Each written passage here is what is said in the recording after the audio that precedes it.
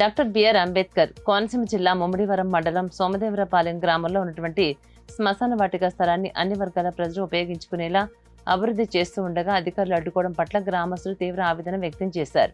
గ్రామస్తులు మాట్లాడుతూ సొంత నిధులతో ప్రజలందరికీ ఉపయోగపడే విధంగా పనులు చేపట్టినా పోలీసులు వచ్చి వివాదాలు చెలరేగుతాయంటూ పనులు ఆపాలని కోరటం అన్యాయమని పేర్కొన్నారు. ప్రజలకు మేలు చేసే పనులు అడ్డుకోవడం కంటే అధికారులు ప్రజాప్రతినిధులు మంచి కార్యక్రమాలకు తోడ్పాటు అందించాలని గ్రామస్తులు డిమాండ్ చేశారు.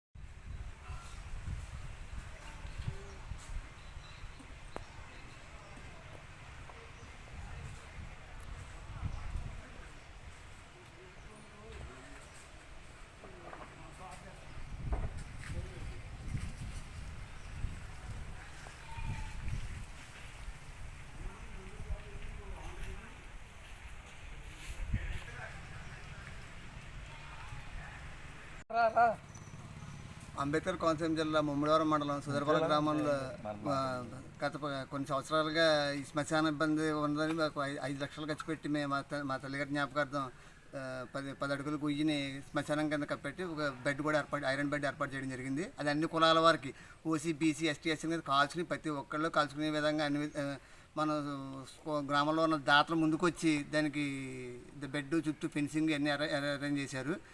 అలాగే కప్పెట్టుకునే వాళ్ళకి కొంత స్థలం, కాల్చుకునే వాళ్ళకి కొంత స్థలం అని చెప్పి డివైడ్ చేయడం జరిగింది. దీనికి ఫెన్సింగ్ తిప్పుతుంటే ఊరు 9వ వార్డు కౌన్సిలర్ అడబాల సతీష్ కుమార్, అలాగే వస్త్రాల సుబ్రహ్మణ్యం వీళ్ళిద్దరూ ఇది కులాలకు చిచ్చు వస్తుందని చెప్పి ఇలా లేనిపోని అన్నీ పెట్టి వాళ్ళకి చెప్పలేదు అన్న ఒక అహంతో అధికార బలం ఉందనే దాంతో వీళ్ళ దాన్ని అడ్డుకున్నారు.